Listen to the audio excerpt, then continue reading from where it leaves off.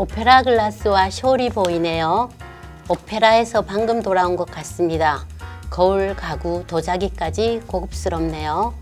사틴 드레스, 빨간 머리 리본, 머리빗, 팔찌와 반지까지 다 참 예쁘군요. 이 여인은 오페라를 좋아하는 부유한 여인 같아 보이지만 인생을 즐기기만 하는 여인은 아니었습니다. 자신의 책을 써서 출판까지 한 작가로 한때는 라이프 매거진의 표지를 장식하기도 했죠. 앵그르가 그린 이 초상화를 좋아해서 죽을 때까지 자신의 곁에 두었다고 합니다. 그리고 그녀는 이제 날마다 이 미술관에서 자신의 이야기를 들려주고 있습니다. 프릭의 모나리자, 이 매력적인 여인을 만날 수 있는 곳. 이름만 들어도 설레는 뉴욕의 미술관으로 가보겠습니다. 메트로폴리탄 같은 대형 미술관은 소장품이 많아 좋지만 다소 부담스럽습니다. 뿐만 아니라 세계 각국에서 온 관광객들로 미술관은 언제나 붐빕니다. 볼 것도 많고 배울 것도 많지만 피곤하지요. 뉴욕에 와서 매트를 다녀온 사람들은 고즈넉하며 우아하며 아담한 그렇지만 미술사 책에 나올 만한 명작들만을 잘 골라놓은 미술관이 뉴욕에 있으면 좋겠다는 생각을 하게 됩니다. 센트럴 파크에서 10분 거리에 있는 프릭 컬렉션이 바로 그런 미술관입니다. 대리석으로 지어진 신고전주의 양식의 건물, 중앙정원의 분수, 잘 다듬어진 정원까지 이곳은 뉴욕 한복판의 고요한 쉼터 같습니다. 회화나 조각들은 보호 유리에 들어있지 않고 10살 미만은 입장이 금지되어 있는 어른을 위한 공간으로 기품이 있습니다. 프릭 컬렉션은 중세에서 20세기까지의 서양 미술사를 요약한 듯한 작품들을 소장 전시하고 있습니다.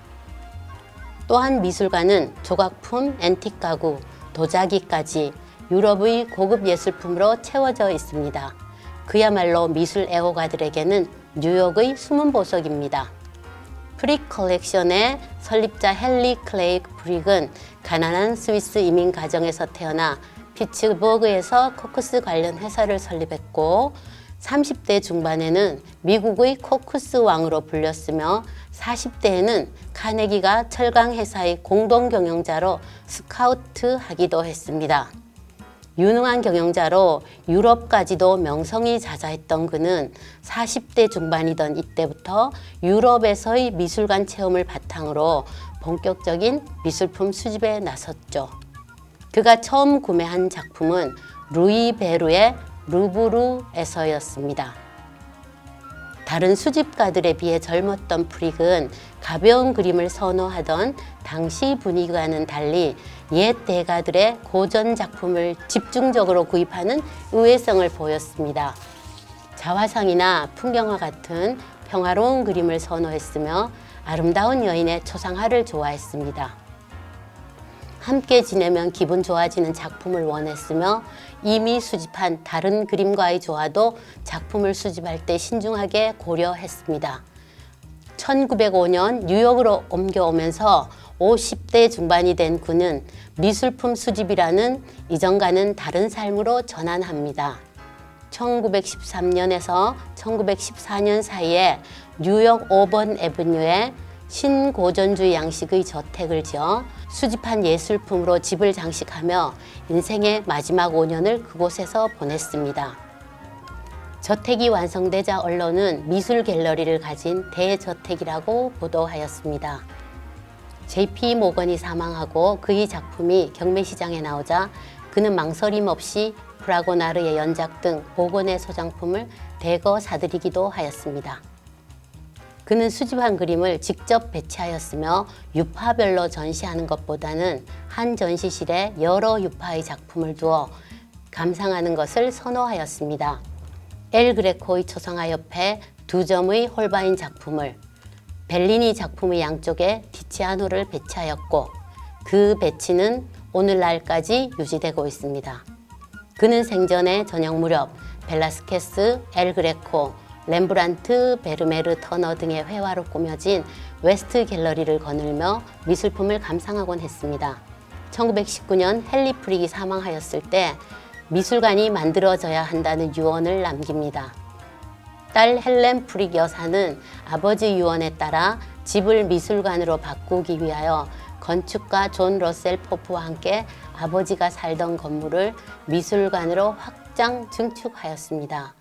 그리스풍의 미술관 입구와 오벌룸, 이스트 갤러리 등 전시실을 보강하고 하늘이 보이는 창을 갖춘 중앙정원 가든 코트를 새로 만들었습니다. 이 장소는 프릭의 상징이며 많은 사람이 작품을 관람하는 도중에 잠시 휴식을 취하는 프릭의 심장 같은 곳입니다. 프릭 컬렉션에 대한 아버지의 유지를 기리기 위하여 프릭 여사는 1920년에 존 로셀 퍼프가 설계한 도서관도 설립하여 소장 전시를 위주로 하는 기존 미술관의 개념에서 연구까지 하는 미술관으로 위상을 올리기도 했습니다. 딸 헬렌 프릭은 아버지의 유지를 이어받아 1935년 작품을 일반에게 공개하였고 프릭 컬렉션은 뮤지엄으로 탄생하였죠. 프릭 소장품 중 3분의 1은 프릭이 사망한 후 딸 헬렌이 수집한 작품입니다. 헬렌은 피에로 델라 프란체스카, 두초와 같은 귀한 이탈리아 초기 르네상스 작품을 수집하기도 하였습니다. 아버지의 유언대로 헬렌은 프릭 컬렉션의 작품을 미술관 밖으로 유출하지 않는 정책을 고수하는 것은 물론 미술품의 위치를 원래대로 유지하도록 한 유언까지 지키는 것으로 유명합니다. 그 덕분에 이곳에 와야 만날 수 있는 베르메르, 엘 그레코, 터너 등의 많은 명작이 있습니다. 프릭 컬렉션은 아메리칸 드림에 의해 만들어진 재산이 사회로 환원된 좋은 모범입니다. 저는 프릭 컬렉션을 4번 방문하였는데 갈 때마다 좋았지만 처음 갔을 때 느꼈던 그 우아함은 두고두고 생각이 나고 2013년 베르메르 특별전이 오래도록 기억에 남습니다. 다음 편에서는 프릭 컬렉션의 작품을 엄선하여 소개해 드리겠습니다. 기대하셔도 좋습니다.